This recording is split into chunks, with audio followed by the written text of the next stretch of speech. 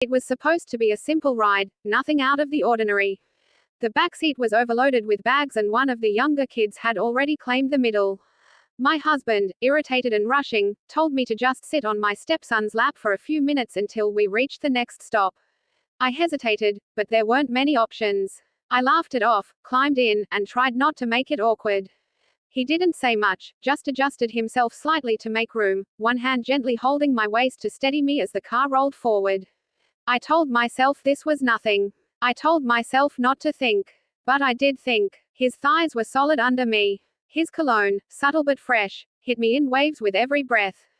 My heart wasn't supposed to beat faster, but it did. The contact was too intimate, too close. Every tiny bump on the road reminded me that I was sitting on a grown man's lap. Not a child, not a boy, a man who was once a little distant and awkward around me, but now felt far too comfortable.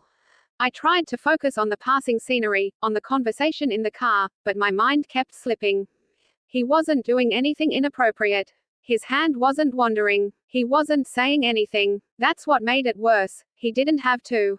The silence said enough. At one point, I shifted slightly, and I felt him tense beneath me. Neither of us said a word. I got out at the rest stop and brushed it off, but something had already been set in motion. I didn't look at him then. I couldn't. But later that night, lying next to my husband in bed, I kept thinking about how someone else's heartbeat had matched mine. I tried to forget about it, I really did. I convinced myself it was a weird moment and nothing more. But days passed, and that strange closeness lingered in my thoughts longer than it should have.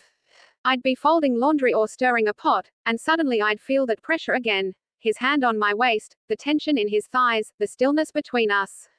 I hated that my mind returned to it. And yet, I let it. He started appearing more often. In the kitchen, in the hallway, in the backyard while I watered plants. I caught myself looking when I shouldn't.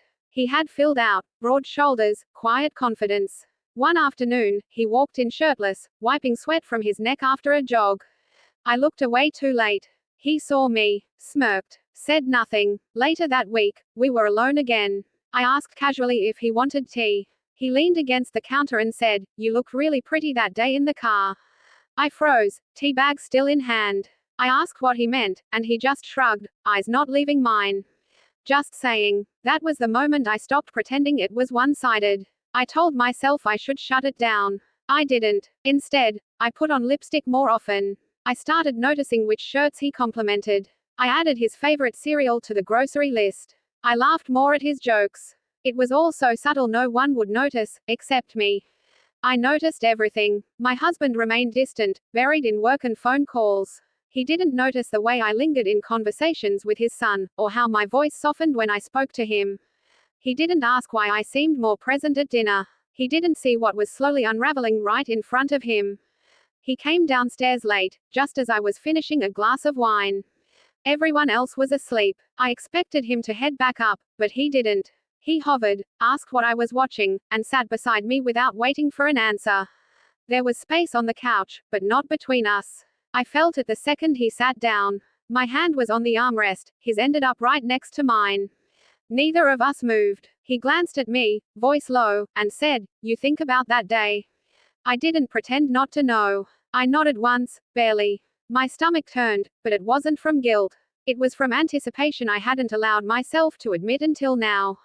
I didn't plan anything. I didn't even know what I wanted. But the moment was here, and I didn't stop it. His hand touched mine, firm, not hesitant. I didn't pull away. The room was silent, heavy. He leaned in so slowly it felt like time had slowed with him. When his lips touched mine, I didn't resist. I let it happen. I kissed him back like I'd been waiting longer than I realized. Clothes didn't come off all at once. It wasn't frenzied. It was intentional. He didn't ask questions. Neither did I. We crossed every line, without looking down, without thinking what it would mean the next morning. It wasn't romantic. It was a release. A raw, aching kind of need that had no logic, no label. I knew it was wrong. The next morning felt colder, quieter. He didn't come down for breakfast. I didn't call him. My husband returned from his trip, kissed me like nothing had changed. I stood there, stiff, pretending I was still the same woman from 2 days ago. But something inside me had shifted, and I knew I couldn't undo it. He barely looked at me for days. When he did, it was brief, unreadable. We never spoke about that night. There were no apologies, no explanations. Just silence. It was almost cruel how easy it was to act like it hadn't happened. But my body remembered every detail, and so did my mind. I wanted to hate myself for letting it go that far, for crossing a line I once thought unthinkable. But a small, buried part of me didn't feel guilt, it felt seen. For the first time in years, someone had looked at me like I mattered. Not as a wife, not as a mother. As a woman. That part scared me more than the act itself. He started spending more time out of the house. Avoiding dinners. Keeping conversations short. I told myself maybe that was for the best. But the weight of the secret sat between walls and routines. My husband never asked. Never suspected. He still told me he loved me at night, still reached for my hand in the car, and I let him, even though it felt like a lie. I don't know what hurts more, the betrayal itself or how easily I justified it in my head. I haven't told anyone. I won't. Some things aren't meant to be forgiven. But when I think about that night, I don't feel guilt the way I should. I feel something worse. I feel tempted to feel that alive again.